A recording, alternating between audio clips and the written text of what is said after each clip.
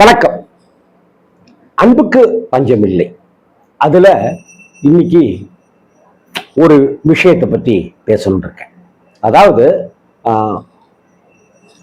நாம ஆபீஸ்க்கு டெய்லி 8:30 மணிக்கு கிளம்புவோம்.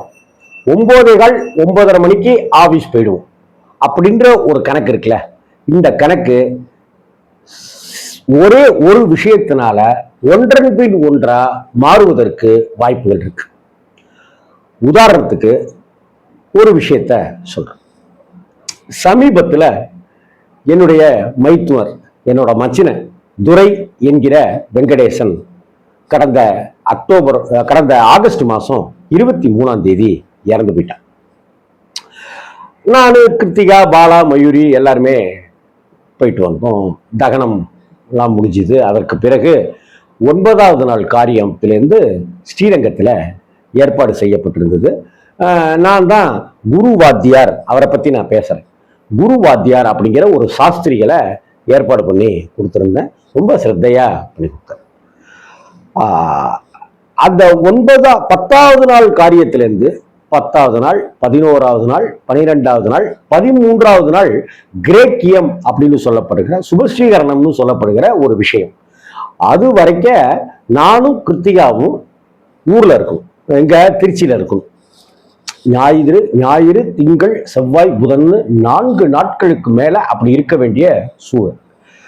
சரி அப்படின்னு சொல்லிட்டு இடையில ஒரு தடவை கிளம்பி நம்ம வேற ஒரு பேட்டி எடுக்கிறதுக்காக போய் நானும் கிருத்தியாவும் போயிட்டு பாண்டிச்சேரி வரைக்கும் போயிட்டு வந்து இருந்தா, என்னுடைய அன்பு தம்பி, நல்ல பையன் அப்பாஜி அப்படிங்கிறவர் வந்து எனக்கு ரொம்ப டிப்ரெஷனாக இருக்கு, நான் அடுத்த வாரம் வரேன் அப்படின்ட்டு. டிப்ரெஷன் அப்படின்னு சொன்னாக்க யாருக்கு தான் டிப்ரெஷன் இல்லை அப்படின்ற ஒரு கேள்வி நமக்குள்ளார வரும். எனக்கு இப்போ நான் பேசிட்டு இருக்கேனே, எனக்கு டிப்ரெஷன் இல்லைன்னு நினைக்கிறீங்களா? இல்லை இந்த வீடியோவை கேட்டுட்டு பார்த்துக்கிட்டு இருக்கீங்களே, உங்களுக்கு டிப்ரெஷனே இல்லை அப்படின்னு நான் நம்பிட முடியுமா? எல்லாருக்கும் டிப்ரெஷன் இருக்கும். அந்த டிப்ரெஷன் பணத்தால் இருக்கலாம், உறவுகளால் இருக்கலாம், வேலை பார்க்குற இடத்தினால இருக்கலாம், வண்டி ரிப்பேராக இருக்குது அடிக்கடி மக்கர் பண்ணுது அப்படிங்கிறதா கூட இருக்கலாம், சக மனிதர்கள் மேலேயானதாக இருக்கலாம், பக்கத்து வீட்டுக்காரங்க எதிர் வீட்டுக்காரங்க கூட இருக்கலாம், ஏன் ஒரு 4 தெரு தாண்டி டேர்னிங் திரும்புற வரைக்கும் நம்மளை டெய்லி துரத்துற ஒரு நாய் கூட காரணமா இருக்கலாம் இந்த டிப்ரெஷனுக்கு. ஐயோ அப்படின்னு ஒரு மன அழுத்தம் ஒண்ணு இருந்துகிட்டே தான், ஒரு ஸ்ட்ரெஸ்ஸுக்கு நம்ம இருந்துகிட்டே தான் இருப்போம். எவ்வளவுடா உனக்கு என்னடா பிரச்சனை அப்படின்னு சொல்லி கேட்டா ஒவ்வொருத்தங்களும் மளிகை கடை லிஸ்ட்டை விட பெருசாக தான் போகும். இப்படிப்பட்ட ஒரு சூழ்நிலையில கிருத்தியா, அப்பாஜிக்கும் டிப்ரெஷனா இருக்கு, வேலையும் கெட்டு போயிடும், அதனால நீ வந்து போயிட்டு வந்துரு, நான் வீட்டில் இருக்கேன் அப்படின்னு சொல்றேன். வீட்டில் குழந்தைகளை பார்த்துக்கணும். வீட்டில் குழந்தைகளை பார்த்துக்கிறதுக்கு எப்போதும் வரக்கூடியவங்க யாரா இருக்கும் அப்படின்னு சொன்னாக்க, ஒன்று என்னுடைய அக்கா ஜமுனாவா இருக்கும், இல்லையா என்னுடைய மாமியாரா இருக்கும். மாமியார் வர முடியாது, ஏன்னா அவங்க மகனை இழந்து நிற்கிறாங்க, தலைச்சம்புள்ளைய பறி கொடுத்துட்டு அவங்க நிற்கிறாங்க, அவங்க வர முடியாது. எங்க அக்கா வரணும். எங்க அக்காவுக்கு என்னடானாக்க, அவ என்னை விட சீனியர் இல்லையா, என்னை விட 4 வயசு கூட இல்லையா, அதனால என்னை விட சுகர் அவளுக்கு ஜாஸ்தி. அதனால ரொம்ப துவண்டு போன நிலைமையில, குரலே மாறிவிட்ட நிலையில, உடம்புல தெம்பே இல்லாத நிலையில அவ சுருண்டு கிடக்கா, ஒரு கிழிஞ்ச பாய் மாதிரி. சரி அப்படின்னு சொல்லி எங்க அக்கா பொண்ணு கரூரர் இருக்கா, விஜயலட்சுமி, அவள்கிட்ட சொன்னோன்னே சரி அப்படின்னு சொல்லிட்டு அவ வந்து பாத்துக்கிறதா முடிவாச்சு. அப்பவும் அவ வந்து வீட்டு சமையலை பார்த்துக்கலாம், வீட்டை பார்த்துக்கலாம், பசங்களை பார்த்துக்கலாம். இப்ப நான் பேசுற வீடியோவை அவ பேச முடியுமா? கிருத்திகா வந்து கேமராவை ஷூட் பண்ற மாதிரி அவ ஷூட் பண்ணிட முடியுமா? இல்ல கிருத்திகா எடிட் பண்ற மாதிரி அவ எடிட் பண்ணிட முடியுமா? அதனாலயும் எனக்கு ஒரு குழப்பம். அதனால நீ மட்டும் போயிட்டு வான்னு. அங்க என்னடான்னாக்கா, திருச்சியில என்னுடைய மச்சின பையன் வினித்துங்கிற பையன், நல்ல பையன், அவன் வந்து மாமா நீங்க வரணும், நீங்க ஃபுல்லா இருந்து எனக்கு முடிச்சு கொடுக்கணும் மாமா, நீங்க கண்டிப்பா வரணும் அப்படிங்கிறான். இந்த கல்யாண வீட்டுக்கு தாண்டா இது மாதிரிலாம் சொல்லுவாங்க, லூசு பையல, நான் வந்துருவேட்டா அப்படின்னு சொல்லி ஒரு பக்கம் அவனை சமாதானப்படுத்துறேன். ஆனா ஒரு பக்கம் இப்ப எனக்கு டிப்ரெஷன் அதிகமாயிட்டே இருக்கு. எனக்கு டிப்ரெஷனா இருக்கு, அடுத்த வாரம் வரேன் அப்படின்னு அப்பாஜி சொன்னதுனால எனக்கு இப்ப டிப்ரெஷன் ஆயிடுச்சு. இப்ப இப்படியான டிப்ரெஷனான சூழ்நிலையில கிருத்தியாவுக்கு ரொம்ப டிப்ரெஷன் ஆயிடுச்சு. என்னதான் இருந்தாலும் நம்ம புருஷன் தான் எல்லாத்தையுமே சமாளிச்சு பண்ணக்கூடியவன். அவன் தான் வாத்தியாரெல்லாம் அறிமுகப்படுத்தி வச்சிருக்கான், வாத்தியாரெல்லாம் ஏற்பாடு பண்ணி வச்சிருக்கான். இன்னும் சொல்ல போனாக்கா நம்ம வீட்டுக்காரருக்கு நம்ம அண்ணன் மேல அவ்வளவு பிரியம் உண்டு. அவரு வரணும்னு இருக்கணும்னு ஆசைப்படுவாரு, நினைக்கிறாரு. அதை தன்னுடைய கடமையா அவர் நினைக்கிறாரு. ஆனா இப்படிப்பட்ட ஒரு சூழ்நிலையா இருக்காரு. கிருத்தியாவுக்கு டிப்ரெஷன் ஜாஸ்தி ஆயிடுச்சு. குழந்தைகளுக்கா ரொம்ப ரொம்ப பிடிச்ச தாய் மாமா அவன். அதனால நாங்க தான் வர முடியலப்பா, ஸ்கூல்ல லீவ் எல்லாம் போட முடியாது, அதனால நீயும் அம்மாவுமாவது கண்டிப்பா போயிட்டு வந்திருப்பா, நீ போனீனாக்கா எல்லாத்தையும் நீ நல்லபடியா பார்த்துப்பப்பா அப்படின்னு பசங்க ஒரு பக்கம் சொல்லிட்டே இருக்காங்க. இன்னும் டிப்ரெஷன் ஜாஸ்தி ஆயிட்டே இருக்கு. போதா குறைக்கு மயூரியுடைய பிறந்த நாளும் இதற்கு அடுத்தாப்புல வர்றதுனால அவனுக்கு ட்ரெஸ் எடுக்கணும். ட்ரெஸ் எடுக்கிறதுக்கு காசெல்லாம் கடன் பட்டு எல்லாம் வாங்கி ரெடி பண்ணி வச்சிருக்கேன். ஊருக்கு போறதுக்கு கடன்லாம் வாங்குறதுக்கு ஏற்பாடு பண்ணி கடன்லாம் வட்டிக்கு வாங்கி வச்சிருக்கேன். ஆனா ட்ரெஸ் எடுக்க போறதுக்கு நேரம் இல்லை. எந்நேரம் 5 நேரம் இல்லைங்கிறீங்க அப்படின்னு சொல்றீங்கல்ல. ஆமாங்க, சில விஷயங்களை நேரம் இல்லைன்னு நம்ம ஒதுக்கிற வேண்டிய கட்டாயத்துக்கு திணிக்கப்படுறோம். நான் சொன்னேன் பார்த்தீங்களா, 8:30 மணிக்கு கிளம்புனா 9:30 மணிக்கு ஆபீஸ்னு. அது மாதிரியான சூழல் அமையாம இங்க என்ன ஆயிடுச்சுனாக்க, தொடர்ந்து ஊருக்கு போறதுக்கு முன்னாடி சில வீடியோக்களை ரெடி பண்ணிட்டுன்னு ஷெட்யூல் போடுறதுக்கு உண்டான ஏற்பாடுகளை நானு, கிருத்திகா, பாலான்னு 3 பேரும் செய்யக்கூடிய நிலைமைக்கு ஆளாகும். அதனால காலையில எழுந்திரிச்ச உடனே வீடியோ எடுப்பேன். கிருத்தியா ஷூட் பண்ணுவா, பாலா எடிட் பண்ணுவான், பாலா தம்ப்நெயில் ரெடி பண்ணுவான், கிருத்தியா வீடியோ எடிட் பண்ணுவா, டக்குன்னு நிப்பாட்டிட்டு போய் சமைக்க போயிடுவான். அதுக்கப்புறம் மதியானம் நான் ஒரு குட்டி தூக்கம் போடுவேன், கிருத்தியா தூக்கம் போடுவா. அதெல்லாம் இல்லாம திரும்ப கொஞ்ச நேரம் கழிச்சு மூஞ்சியெல்லாம் அலம்பிட்டு உங்ககிட்ட இப்ப வீடியோ பேசுறதுல அது மாதிரி பேசிட்டு இருப்பேன். இப்படி வீடியோ எடுக்கிறது, வீடியோ பேசுறது, வீடியோ எடிட் பண்றது, வீடியோவுக்கு தம்ப்நெயில் ரெடி பண்றது, ஷெட்யூல் போடுறது, சமைக்கிறது, டிஃபன் பண்றது, அயனுக்கு துணியை கொடுக்கறது. நல்லா இருக்கேன். ஆமா அண்ணன் இறந்துட்டாப்ல. ஆமா இல்ல எங்க வீட்டுக்காரருக்கு உடம்பு பரவாயில்ல, இப்ப சுகர் கொஞ்சம் லெவல்ல இருக்கு. ஆமா இப்ப மயக்கம்லாம் ஒண்ணும் வர்றதில்லை.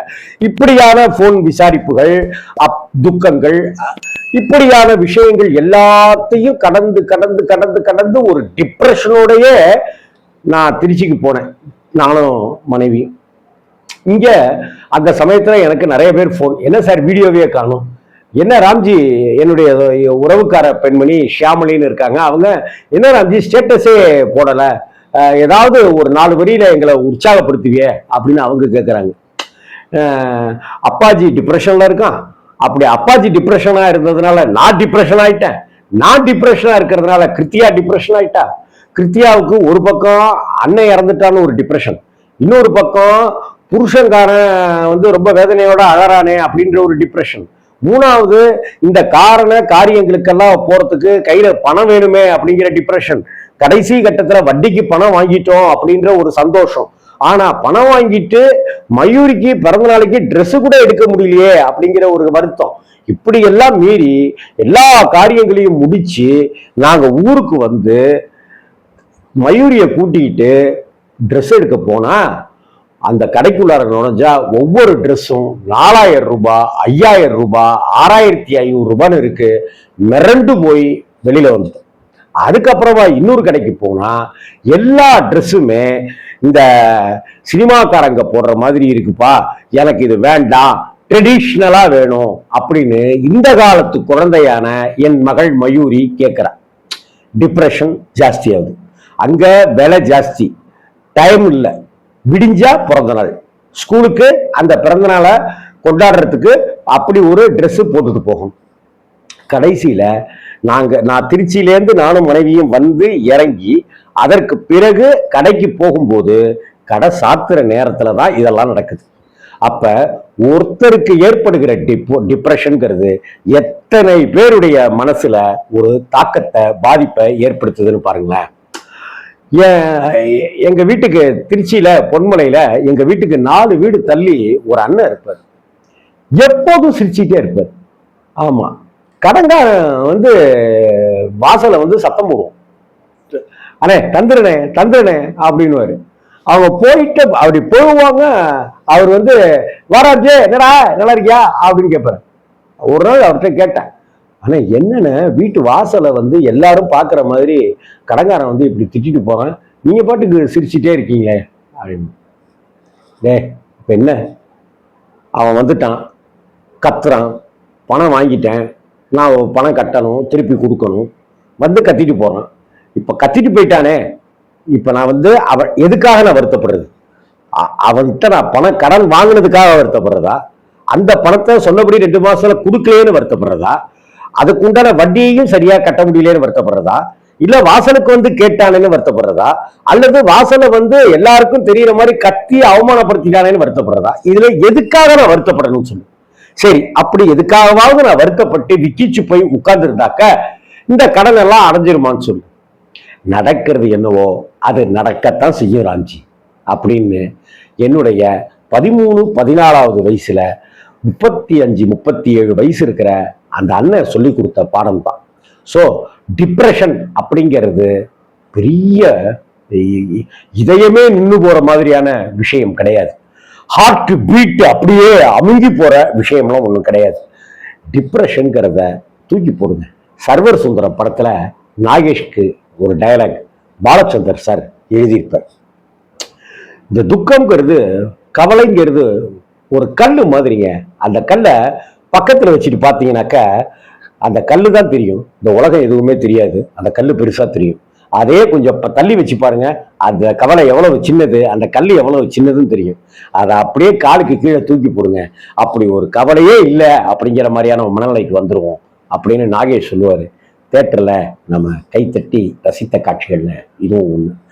அந்த நாகேஷுடைய அந்த வசனத்தையும் பாலச்சந்தர் சாருடைய டயலாக்கையும் அந்த எங்க வீட்டுல இருந்து 4 வீடு தள்ளி நின்ற அந்த அண்ணன் சொன்ன அந்த வார்த்தையும் இப்ப அப்பாஜிக்கு, எனக்கு, என்னுடைய மனைவிக்கு ட்ரெஸ் எடுக்க முடியலையே அப்படின்னு வருத்தத்தோட அடுத்த நாள் ஸ்கூலுக்கு போன என் மகள் மயூரிக்குன்னு டிப்ரெஷன்கள் அப்படியே தொடர்ந்துட்டு இருக்காம இருக்கிறதுக்கு அந்த நாகேஷ் சொன்ன டயலாகையும் அந்த 4 வீடு தள்ளி இருக்கிற அந்த அண்ணன் சொன்ன விஷயத்தையும் தான் நான் எப்போதுமே எடுத்துக்கணும்.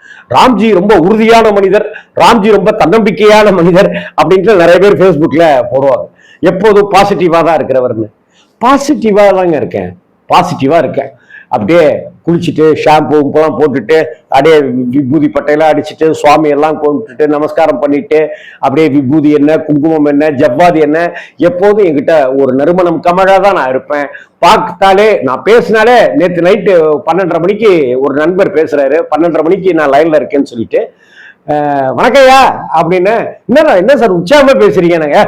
ராம்ஜிக்கு உற்சாகத்துக்கு என்ன பஞ்சம், எப்போதும் உற்சாகம் தான் அப்படின்றேன். எத்தனை துக்கங்கள் இருந்தாலும் சொல்லுங்க அப்படின்னு சொல்லிட்டாக்க எதிராளி சுணங்கி போயிட மாட்டானா, சுருங்கி போயிட மாட்டானா?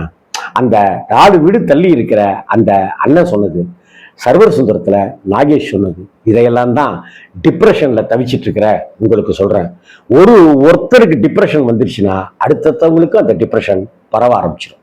தென்னை மரத்துல தேல் கொட்டினா பனை மரத்துல நெறி கட்டுமா? ஆமாம், நெறி கட்டும். துக்கம் வரும், டிப்ரெஷன் வரும். டிப்ரெஷன் இல்லாம ஜாலியா இருப்போங்க. வணக்கம்.